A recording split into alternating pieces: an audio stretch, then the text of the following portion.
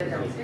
আমরা একই দিকে খুবই বলছি আমরা সোলারে ট্যাক্স কমাচ্ছি, আমরা অবশ্যই আরো প্রাইভেট ইনভেস্টমেন্ট আনতে যাচ্ছি, অন্যদিকে আমরা ঠিকই কথা বলছি এলএনজি এক্সপ্যানশন কিভাবে যাবে।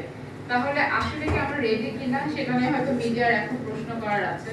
এবং যখন আমরা জীবাশ্ম জ্বালানির উপরে নির্ভরতাটা দেখছি, বাংলাদেশের পক্ষে আসলে কি সেই বৈদেশিক মুদ্রার সেই ফরেন রিজার্ভ আমাদের আছে কিনা, আমরা সেটাকে আসলেই এটাকে অ্যাফোর্ড করতে পারবো কিনা এ ব্যাপারে প্রশ্ন করার আছে।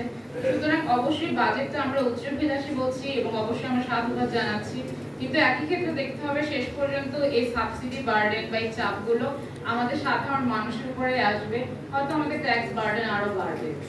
সো এখানে অনেক প্রশ্ন রয়ে গেছে যে এই সুন্দর সুন্দর শর্তগুলোর পিছনে আসলে লুপহোলস গুলো কি, এবং এগুলোকে সামনে নিয়ে আসা এবং একই সাথে সরকারকে প্রশ্ন করা এবং সেটার জন্য আরো এগিয়ে যাওয়া এবং কাজ করা। With that note, I think I want to conclude here. Thank you.